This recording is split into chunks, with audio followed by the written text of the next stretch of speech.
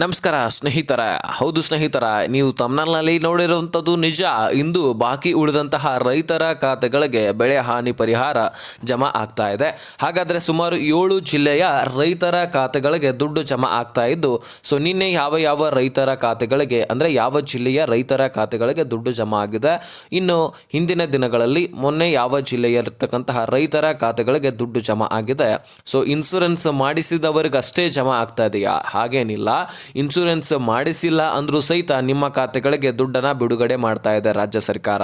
ಹೌದು ಸ್ನೇಹಿತರೆ, ಬನ್ನಿ ಹಾಗಾದರೆ ಯಾವ ಜಿಲ್ಲೆಗಳಲ್ಲಿರ್ತಕ್ಕಂತಹ ರೈತರ ಖಾತೆಗಳಿಗೆ ದುಡ್ಡನ್ನು ಜಮೆ ಮಾಡಲಾಗ್ತಾ ಇದೆ, ಎಷ್ಟು ಫಂಡನ್ನು ಬಿಡುಗಡೆ ಮಾಡಿಕೊಂಡಾಗಿದೆ, ನಿಮ್ಮ ಖಾತೆಗಳಿಗೆ ಯಾವಾಗಿನಿಂದ ದುಡ್ಡು ರಿಲೀಸ್ ಆಗ್ತಾ ಇದೆ, ಎಲ್ಲ ವಿಷಯವನ್ನು ಈ ಒಂದು ವಿಡಿಯೋದಲ್ಲಿ ನೋಡ್ತಾ ಹೋಗೋಣ.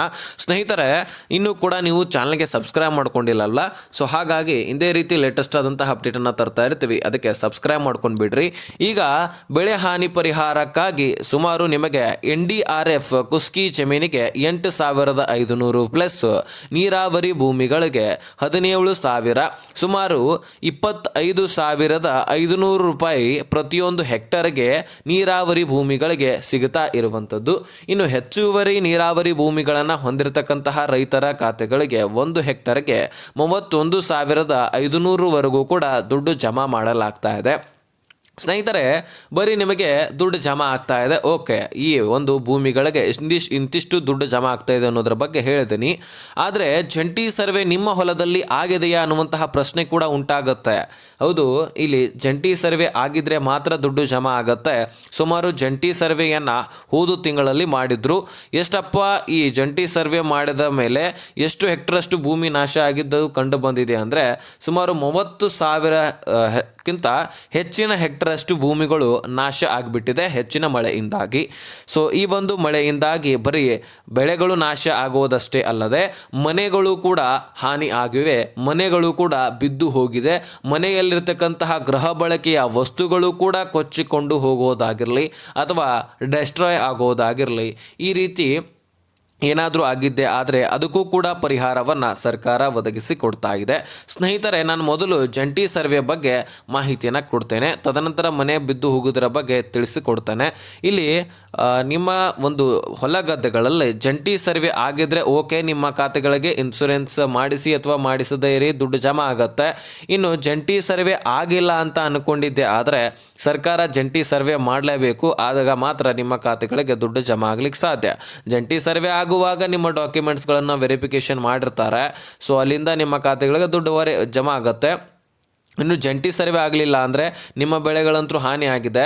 ಸೊ ಹಾಗಾಗಿ ನೀವೇನು ಮಾಡಬೇಕಂದ್ರೆ ನಿಮ್ಮ ಬೆಳೆಗಳು ಹಾನಿ ಆಗಿರ್ತಕ್ಕಂತಹ ಒಂದು ಫೋಟೋ ಹಾಗೆ ವಿಡಿಯೋವನ್ನು ಮಾಡಿಕೊಂಡು ನೀವು ನಿಮ್ಮ ತಾಲೂಕಿನಲ್ಲಿರ್ತಕ್ಕಂತಹ ರೈತ ಸಂಪರ್ಕ ಕೇಂದ್ರಕ್ಕೆ ಹೋಗಿ ಭೇಟಿ ಕೊಡಬೇಕು.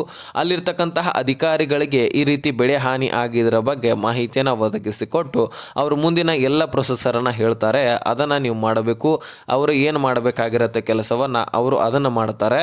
ತದನಂತರ ನಿಮಗೆ ಬೆಳೆ ಹಾನಿ ಪರಿಹಾರ ಕೊಡಲಿಕ್ಕೆ ನೀವು ಅರ್ಹತೆಯನ್ನು ಹೊಂದಿದ್ದೆ ಆದರೆ ನಿಮಗೆ ಬೆಳೆ ಹಾನಿ ಪರಿಹಾರನ ಒದಗಿಸಿ ಕೊಡ್ತಾರೆ. ಎಲ್ಲದಕ್ಕಿಂತ ಮುಂಚೆ ನಿಮ್ಮ ಡಾಕ್ಯುಮೆಂಟ್ಸ್ಗಳು ಕ್ಲಿಯರ್ ಇರಬೇಕು. ಅದರ ಜೊತೆಗೆ ಪಹಣಿಯಲ್ಲಿ ನಿಮ್ಮ ಆಧಾರ್ ಕಾರ್ಡ್ ಲಿಂಕ್ ಆಗಿರಲೇಬೇಕು, ಇದು ಅತಿ ಅವಶ್ಯಕ. ಸೊ ಅದನ್ನು ಲಿಂಕ್ ಮಾಡಿಸ್ಕೊಳ್ಳೋದು ಹೇಗೆ ಅಂತ ನಾನು ಈಗಾಗಲೇ ಸಾಕಷ್ಟು ವಿಡಿಯೋದಲ್ಲಿ ಬೆಳೆ ಹಾನಿ ಪರಿಹಾರದ ಬಗ್ಗೆ ಆಗಿರಲಿ ಅಥವಾ ಒಟ್ಟಾರೆಯಾಗಿ ರೈತರಿಗೆ ಸಂಬಂಧಪಟ್ಟಂತಹ ವಿಡಿಯೋಸ್ಗಳಲ್ಲಿ ಹೇಳಿದ್ದೀನಿ. ಆ ಹಿಂದಿನ ವೀಡಿಯೋಸ್ಗಳನ್ನು ಒಂದು ಸ್ವಲ್ಪ ಚೆಕ್ ಮಾಡಿಸ್ಕೊಳ್ಳಿ. ಇಲ್ಲಿ ಮತ್ತೆ ನಾನು ರಿಪೀಟ್ ಮಾಡಿದ್ರೆ ರೆಗ್ಯುಲರ್ ವ್ಯೂಗಳನ್ನು ಮಾಡ್ತಾ ಇರತಕ್ಕಂತಹ ವೀಕ್ಷಕರಿಗೆ ಬೇಸರ ಬರಬಹುದು.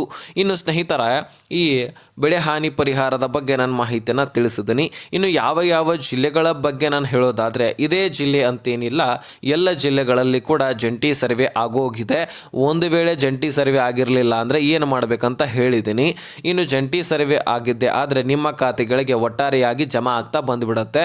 ಇದು ಒಂದು ರೈತರ ಪಟ್ಟಿಯನ್ನು ಲಿಸ್ಟನ್ನು ಮಾಡಿಕೊಂಡು ಅವರ ಖಾತೆಗಳಿಗೆ ದುಡ್ಡನ್ನು ಜಮೆ ಮಾಡಲಾಗ್ತದೆ. ಜಿಲ್ಲಾ ವೈಸ್ ಅಲ್ಲ, ಜಿಲ್ಲಾ ವೈಸು ಕೇಂದ್ರ ಸರ್ಕಾರ ಬಿಡುಗಡೆ ಮಾಡಿತ್ತು. ಅಂದರೆ ಯಾವ ಜಿಲ್ಲೆಗಳಲ್ಲಿ ಹೆಚ್ಚಿನ ರೈತರಿದ್ದಾರೋ, ಹೆಚ್ಚಿನ ರೈತರು ಫಸಲ್ ಬಿಮಾ ಯೋಜನೆಯಲ್ಲಿ ಫಲಾನುಭವಿಗಳಾಗಿದ್ರೋ ಅವರ ಖಾತೆಗಳಿಗೆ ದುಡ್ಡನ್ನು ಜಮೆ ಮಾಡಲಾಗಿತ್ತು, ಅವರು ಜಮಾ ಮಾಡಿದ್ದಾರೆ. ಅಲ್ಲೇನು ತಲೆ ಕೆಡಿಸ್ಕೊಳ್ಳುವಂಥ ಅವಶ್ಯಕತೆ ಇಲ್ಲ. ಇನ್ನು ಫಸಲ್ ಬಿಮಾ ಯೋಜನೆಯಲ್ಲಿ ಜಮಾ ಆದವರು ಆ ರೈತರಿಗೆ ಗೊತ್ತಿರುತ್ತೆ. ನೀವು ಕೂಡ ಫಸಲ್ ಬಿಮಾ ಯೋಜನೆಯಲ್ಲಿ ಫಲಾನುಭವಿಗಳಾಗಬೇಕಪ್ಪ ಅಂದರೆ ಕಮೆಂಟ್ ಮಾಡಿ ತಿಳಿಸಿ. ಆ ಫಸಲ್ ಬಿಮಾ ಯೋಜನೆಗೆ ನೀವು ಕೂಡ ಇನ್ಶೂರೆನ್ಸ್ ಅಪ್ಲೈ ಮಾಡೋದು ಹೇಗೆ, ಫಲಾನುಭವಿಗಳಾಗೋದು ಹೇಗೆ ಅನ್ನುವಂಥದ್ದನ್ನು ಹೇಳಿಕೊಡ್ತಾನೆ. ಸ್ನೇಹಿತರೆ, ಈಗ ಯಾವ ಜಿಲ್ಲೆಗಳಿಗೆ ಈಗ ಒಟ್ಟಾರೆಯಾಗಿ ಯಾವ ರೈತರಿಗೆ ಯಾವ ರೀತಿಯಾಗಿ ದುಡ್ಡು ಜಮಾ ಆಗ್ತಾ ಇದೆ ಹೇಳಿದ್ದೀನಿ. ಇನ್ನು ಮನೆಗಳು ಹಾನಿ ಆಗಿದ್ದೆ ಆದರೆ ಅದಕ್ಕೆ 23,12,00,000ದಷ್ಟು ದುಡ್ಡನ್ನು ಬಿಡುಗಡೆ ಮಾಡಲಾಗಿದೆ.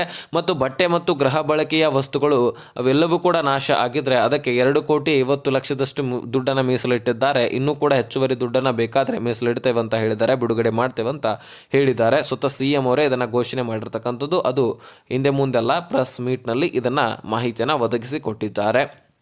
ಹಾಗಾಗಿ ಇದನ್ನು ಓಪನ್ ಆಗಿ ನಿಮಗೆ ತಿಳಿಸ್ತಾ ಇದ್ದೀನಿ ನಾನು. ಇನ್ನು ಯಾರ್ಯಾರ್ದು ಮನೆಗಳು ಬಿದ್ದು ಹೋಗಿದ್ದಾವೆ, ನೀವು ನಿಮ್ಮ ತಾಲೂಕಿನಲ್ಲಿರ್ತಕ್ಕಂತಹ ಕಂದಾಯ ಇಲಾಖೆಗೆ ಅಥವಾ ಜಿಲ್ಲೆಯಲ್ಲಿರ್ತಕ್ಕಂತಹ ಕಂದಾಯ ಇಲಾಖೆಗೆ ಹೋಗಿ ಭೇಟಿ ಕೊಟ್ಟು ಇದರ ಬಗ್ಗೆ ಇನ್ಫಾರ್ಮೇಷನನ್ನು ಕೊಡಬಹುದು. ಅವರು ಅದಕ್ಕೆ ಪರಿಹಾರವನ್ನು ಕೊಡುವಂತಹ ಪ್ರಯತ್ನವನ್ನು ಮಾಡ್ತಾರೆ.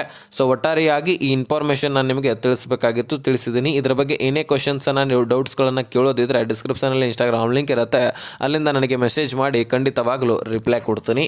ಈ ವಿಷಯ ಅರ್ಥ ಆಗಿದ್ದಲ್ಲಿ ನೆಕ್ಸ್ಟ್ ಮಾಹಿತಿಯಲ್ಲಿ ಸಿಗೋಣ. ಅಲ್ಲಿ ತನಕ ಬಾಯ್ ಬಿಡಿ ಫ್ರೆಂಡ್ಸ್.